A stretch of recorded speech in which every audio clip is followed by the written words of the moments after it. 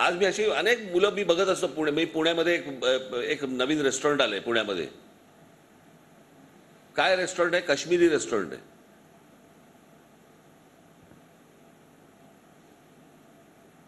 Restaurant Kashmiri आहे. त्याचे जे जेवण बनवणारे शेफ आहेत ते काश्मीरी आहेत. मालक कोण आहेत? 2 जळगावची मुलं आहेत, मराठी मुलं आहेत. करतायत मुलं. मला असं वाटतं अशा प्रकारे जर समजा उद्या रायगड जिल्हा उभा राहणार असेल, मला आवडेल.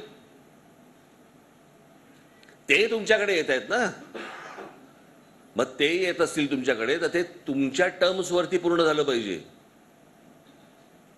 त्यांच्या टर्म्सवरती नाही. आणि ह्याचा पहिला परिणाम तुम्ही आज जा पनवेलला जा, काय पनवेलची हालत झाली बघा एकदा. कोण येते, कोण जाते, कोण राहते, कोण इमारतीमध्ये काय आहे. भाषा बदलली.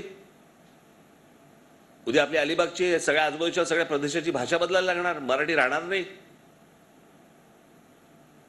तुम्ही हळूहळू हिंदीत बोलायला लागणार.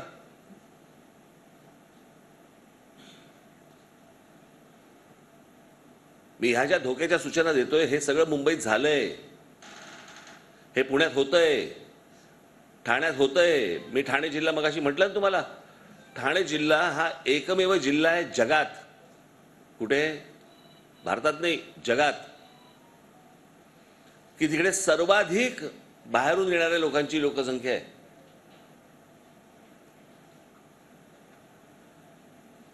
महाराष्ट्रामध्ये जे काही जिल्हे आहेत त्यातला एक ठाणे हा जिल्हा आहे ना. जसा रायगड जिल्हा आहे तसा ठाणे हा जिल्हा आहे ना.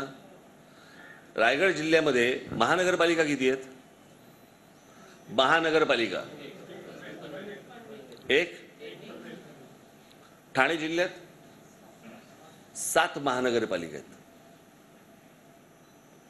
तिथल्या लोकांनी लोकसंख्या वाढवली. बाहेरून जे बदा जे लोक रोजच्या रोज येत आहेत याच्यातनं लोकसंख्या त्या शहरांची वाढत वाढत त्या नगरपालिकांच्या महानगरपालिका झाल्या जातात. 7 महानगरपालिका असलेला एक तरी जिल्हा तुम्हाला भारतात तरी आहे का हो? तुमच्या लक्षात येते की हे काय प्रकारचं आक्रमण आपल्यावरती होतंय, काय प्रकारची लोक आपल्याकडे येत आहेत. आणि दुसरी येणार नाहीये ते, त्यांच्याही कदाचित भानात नसेल, त्यांच्याही लक्षात नसेल, परंतु ते येता येता येता पुढे होतं असं की तुम्ही तुमचं सत्व सगळं विसरून जाता. तुम्हाला त्याचं जर भान आत्ता नसेल तर तुमच्या हाताखालीनं सगळं गेलेलं असेल. आणि मी त्या दिवशी जे वापरलेलं वाक्य आहे, त्यानंतर तुमच्याकडे फक्त कपाळावरती पश्चातापाचा हात मारणं याच्या पलीकडे काही नसणार. तुम्हाला वाटेल मी घाबरवतोय का? हो, मी तुम्हाला घाबरवतोय, तुम्हाला धोका सांगतोय, भीती सांगतोय. तुम्हाला हे बाकीच्या कुठच्याही राजकीय पक्षाची लोक येऊन सांगणार नाहीत, कारण त्यांचे व्यवहार ठरलेले असतात. माझा व्यवहार नाही याच्यात.